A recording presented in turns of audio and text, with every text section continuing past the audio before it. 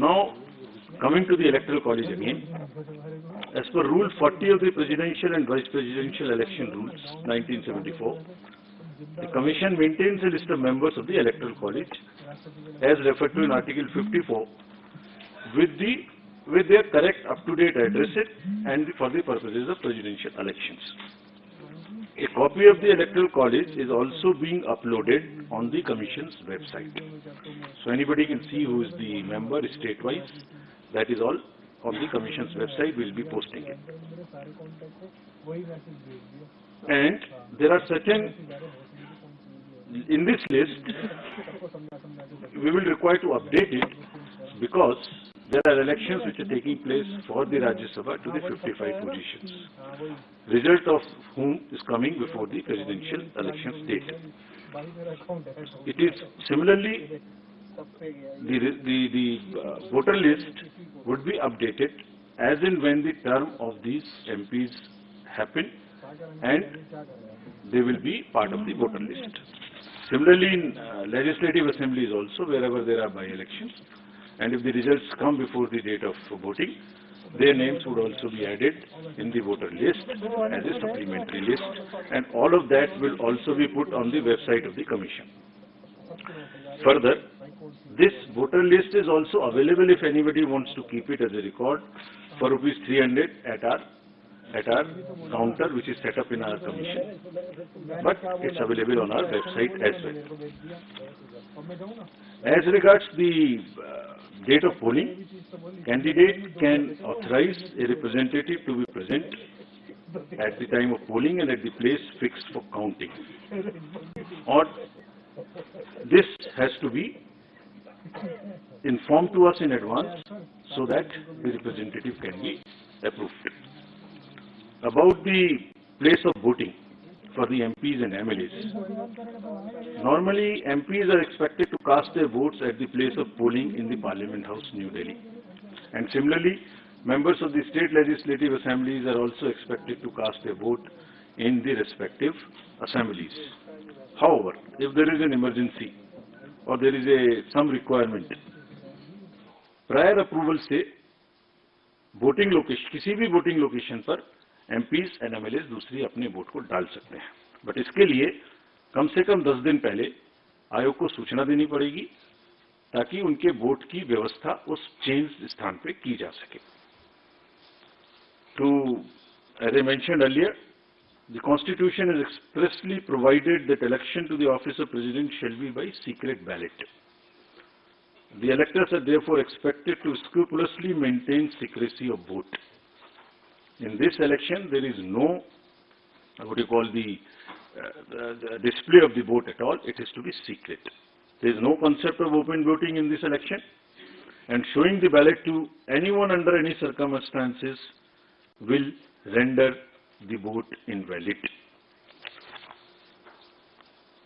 So the process is that after you have taken the ballot paper, you mark it in the compartment, fold it, and mark it with the pen, as I mentioned, which we have provided. Marking it by any other pen would also make it invalid. About the whips, it is also clarified that political parties cannot issue any whip to their MPs and MLAs in the matter of voting in the presidential election. There is no whip which is permissible in this election. As per Section 18 of the President and Vice President Election Act rules, the offence of bribery or undue influence in any manner, as defined in Section 171B and 171C of the IPC, by the returned candidate or any person with the consent of the returned candidate, are among the grounds on which the election can be held invalid by the Honorable Supreme Court in an election petition. So, there is no way that any influence or any inducement or any case of undue influence which must be totally avoided. Otherwise, it's a ground for petition. तो दोबारा से सारांश में, कोई भी political party अपने MPs और MLAs का कोई व्हिप इशू नहीं कर सकेंगे और चूंकि ब्राइबरी और अनड्यू इन्फ्लुएंस क्राइम की श्रेणी में आते हैं, इसलिए इन ग्राउंड्स पर इलेक्शन माननीय सुप्रीम कोर्ट के द्वारा रद्द भी किया जा सकता है. Our COs in the states will supervise the arrangements and the election, as I mentioned earlier. Now we come to the COVID. Fortunately, it's not as an issue as it was, but still the Commission has decided to maintain every protocol as applicable in the respective states. The entire, on the day of polling and on the day of counting, the entire protocol would be followed. It has also been Commission's endeavour to make elections eco-friendly. This is our responsibility.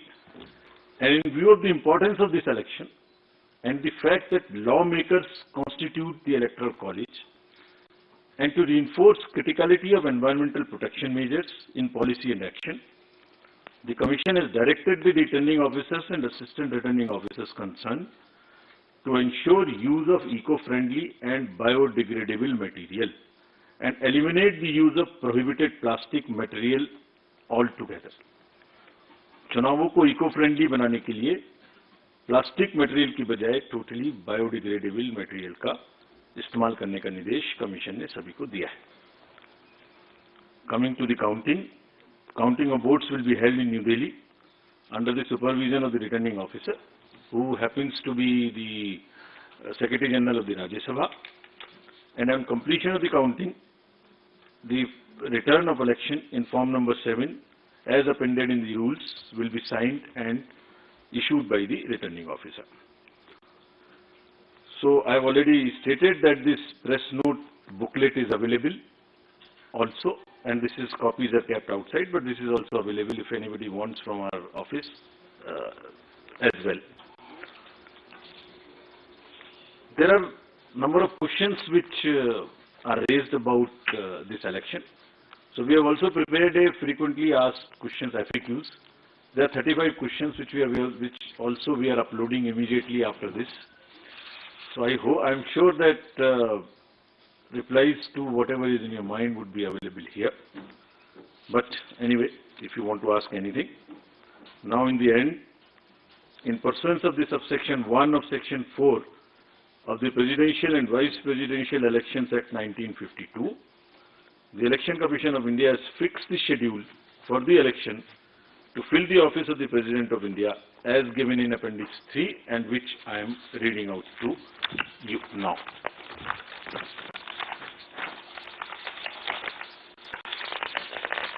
Can we put it on the... I was waiting for you to announce it, sir. So the notification would be on 15th June, that is Wednesday.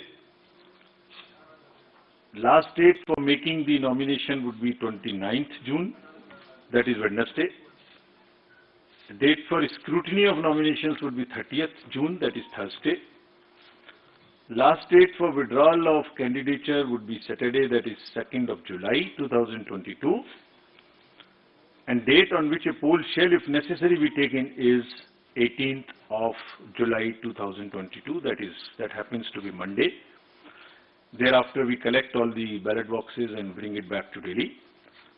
And date on which counting, if required, shall be taken and result declared, that would be 21/7/2022. Well in advance, then the 24th of July, the last date of the Honorable President being in the office.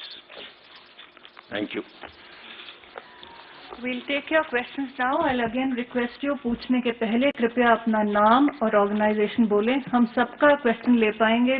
कृपया जल्दी न करें, एक एक करके पूछें, सबको सहूलियत होगी. I'll begin from first row then. Hello sir, good evening. Mohit Dubey, news nation से बोल रहा हूँ. आपने तारीखों का ऐलान कर दिया, पूरी सूची आपने जारी कर दी. सवाल लगातार निष्पक्षता को लेकर उठता रहा है. रिजॉर्ट जैसे राज्यसभा का चुनाव होता है या हम राष्ट्रपति चुनाव की बात करें तो एक निष्पक्षता को लेकर लगातार सवाल उठता है, विधायकों को लेकर उठता है. क्या उसके लिए भी कोई मैकेनिज्म आप लोगों ने बनाया है ताकि विधायकों पर नजर रखी जा सके और निष्पक्षता के साथ चुनाव करवाया जा सके? जैसे मैंने आपको अभी अपने संबोधन में बताया, इसमें 3-4 चीजें हैं। नंबर 1, ये पूर्णतः सीक्रेट बैलेट है। कोई भी इलेक्टर अगर बैलेट को दिखाएंगे तो वो बैलेट ऑटोमेटिकली उस दिन पर कैंसिल हो जाएगा। दूसरा, पेन की एक व्यवस्था मैंने आपको बताई, ये पुराने इंस्टेंसेस जैसे भी हो चुके हैं, तो वो पेन वही इस्तेमाल करेंगे जो कि कमीशन उनको प्रोवाइड करेगा। अगर कोई भी पेन दूसरा इस्तेमाल हुआ तो वो काउंटिंग के समय में कैंसिल हो जाएगा। थर्डली, हर स्टेट में कमीशन एक सीनियर ऑब्जर्वर को अपॉइंट करेगा, just to keep watch on this. ये हमने एक लिस्ट बनाई है जो बहुत ही वरीय एडिशनल सेक्रेटरी लेवल के ऑफिसर्स हैं, उनको हम पोस्ट करेंगे हर स्टेट में, और हमारी ट्रेनिंग उनके लिए शुरू होने वाली है तुरंत ही 1-2 दिन में। Where will be emphasizing on these points. और कमीशन का कंबाइंड, पूरे कमीशन का ये रिजॉल्व है कि कोई भी अनएथिकल प्रैक्टिस इस सबसे बड़े ऑफिस के चुनाव में कहीं से कहीं तक नहीं होनी चाहिए, और वो अगर होती है और इस तरीके की कोई भी इंस्टेंस सामने आती है, it will all be videographed also. अगर इस तरह की कोई इंस्टेंस सामने आती है तो that itself, as I mention, is a ground for an EP and even a cancellation of the election. Neeraj News 18 India से, नीरज न्यूज 18 इंडिया से, एक सांसदों के वोट का मूल्य क्या होगा, क्योंकि जम्मू कश्मीर में विधानसभा नहीं है तो इसलिए सांसदों के वोट का मूल्य घटा है। दूसरा सवाल स्पेसिफिक है, कल राज्यसभा के चुनाव है, राज्यसभा में जो लोग जीत कर आएंगे वो भी राष्ट्रपति चुनाव में वोट करेंगे। कल 4 राज्यों में जहां वोटिंग होनी है राज्यसभा चुनाव के लिए, वहां फ्री एंड फेयर इलेक्शंस हो, खरीद फरोख्त न हो, क्रॉस वोटिंग न हो, इसके लिए चुनाव आयोग की नजर कैसे इन चारों राज्यों पर लगी हुई है, ये जानना चाहेंगे। आपके प्रश्न के 2 पक्ष हैं। पहला कि एमपीज के वोट की वैल्यू क्या होगी, तो वो वैल्यू है 700 पर MP. This was 708। It has been changing in all the elections, sometimes 702, sometimes 708, this time it will be 700. So this is one part. दूसरा पक्ष आपने कहा कि जो राज्यसभा के चुनाव के बारे में, तो ये मैं पहले ही आपको अपने संबोधन में बता चुका हूं कि 55 सीट्स पर राज्यसभा का चुनाव हुआ है, जिसमें से सिर्फ 4 जगह बची हैं जहां पर कि चुनाव होना है, वहां से बाकी अनकंटेस्टेड कैंडिडेट्स ऑलरेडी डिसाइड हो चुके हैं। कल हरियाणा, राजस्थान, महाराष्ट्र और कर्नाटका में राज्यसभा का चुनाव है। हमने चारों जगह में स्पेशल ऑब्जर्वर्स अपॉइंट किए हैं और पूरे प्रोसेस की वीडियोग्राफी होगी।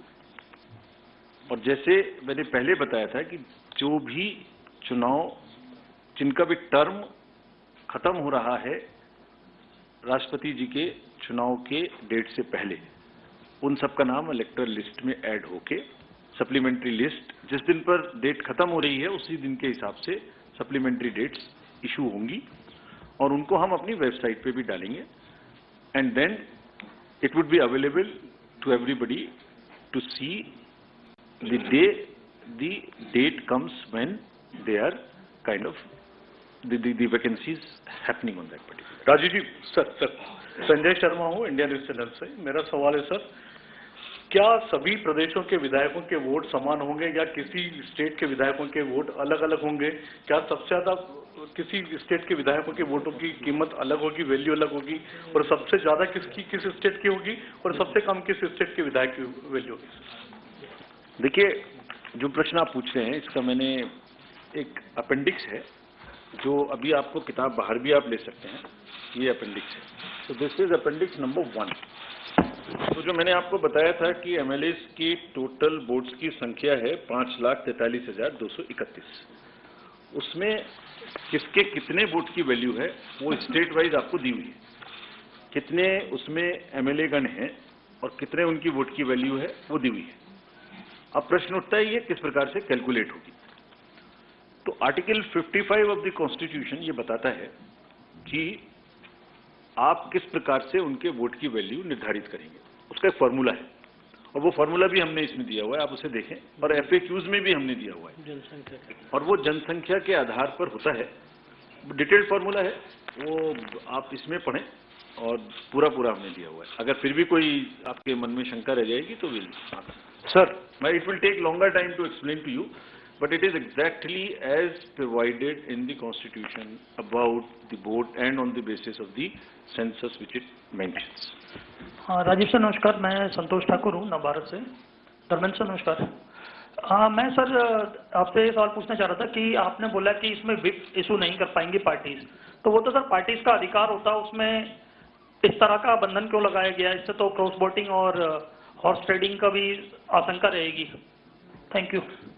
राष्ट्रपति जी और उपराष्ट्रपति जी का जो चुनाव है वो कॉन्स्टिट्यूशन के संविधान के प्रावधान और presidential and vice presidential election act 1952 और उसके अंतर्गत presidential and vice presidential election rules 1974 जो बने हैं उनसे निर्धारित होता है।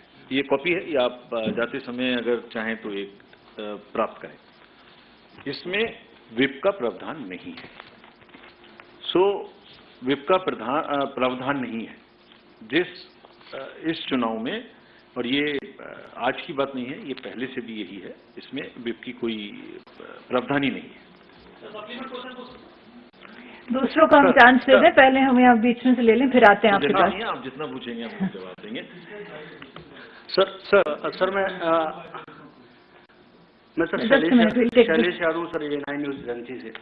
सर जैसा आपने कहा कि राष्ट्रपति पद के लिए जो कैंडिडेट होंगे वो 50 प्रपोजर होने चाहिए, उससे कम होने की स्थिति में क्या वो नहीं बन सकते?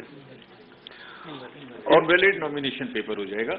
50 प्रपोजर चाहिए, 50 सेकेंडर चाहिए, और जो प्रपोज कर रहे हैं वो सेकेंडर नहीं हो सकते, और जो सेकेंडर हुए वो प्रपोजर नहीं हो सकते।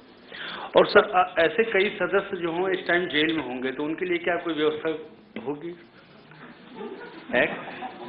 उनके नॉमिनेशन के लिए या वोटिंग के लिए? आप कौन सी चीज पूछें? वोटिंग के लिए सर। उसमें स्पेसिफिकली प्रावधान है, जो भी प्रिवेंटिव डिटेंशन में है उनके लिए प्रावधान है कि वो वोट करेंगे, और रेस्ट करेंगे कि नहीं करेंगे ये उनके पैरोल्स के नियम पर निर्धारित होगा। यानी they will apply for a parole to the jail superintendent. अगर जेल सुपरिंटेंडेंट नियम और कानून के अंतर्गत उनको पैरोल देते हैं, अगर पैरोल उनको परमिसिबल है, तो वो आकर वोट कर सकते हैं। लेकिन अगर प्रिवेंटिव डिटेंशन है तो उनका आने का, वोट देने का एक अधिकार। I think enough has been talked about. Do you have a last question? Sir क्योंकि कल राज्यसभा का चुनाव है, पिछली बार पेन का जिक्र आपने राष्ट्रपति चुनाव के मद्देनजर कहा। प्लीज इंट्रोड्यूस सर उसको लेकर मैं ये पूछना आपका नाम और ऑर्गेनाइजेशन बता। मैं हूँ इंडिया टीवी चैनल से।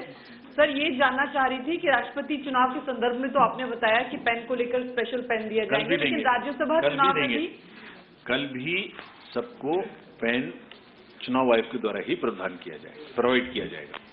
उसके अतिरिक्त किसी भी और पेन का इस्तेमाल करेंगे तो वो मतपत्र रद्द। क्या राष्ट्रपति चुनाव में पहले भी सब पेन का इस्तेमाल किया जाता था? पेन कंफर्म पेन वही रखा जाता था कि ये पहली बार किया जा रहा है? ये तो पहले भी यूज हुआ, पहले भी यूज। चलिए आप अब FAQ में पढ़ लें, हम खत्म करते हैं। Can I just ask, sir, Sunil Prabhu, NDTV, I just want to know, since you have taken over and you've also gone trekking to Uttarakhand and you're trying to do a lot of new measures, what exactly is the Election Commission's position vis-a-vis the government on the long-standing pending from your predecessors in terms of electoral reforms? Because there's a whole list which is still pending. Where do you see it going forward? Because ultimately free and fair elections is something that is critical, which a lot of people have been attacking the institution in recent days. देखिए, आज हम लोग एकत्रित हुए हैं राष्ट्रपति जी के सबसे बड़े चयनित पद के बारे में बात करने के लिए। हम लोग मिलते रहेंगे, this much I can assure you, और इन सब विषयों पर खुल के आपको जवाब देंगे। कोई जितनी देर आप पूछना चाहेंगे उतनी देर जवाब देंगे। आज इसको यही रेस्ट्रिक्ट करते हैं। आज राष्ट्रपति जी के चुनाव से संबंधित जो पूछना चाहें वो पूछें। Let's all assemble in the atrium for tea. We'll continue it later. आइए, आ जाएं please. Thank you so much.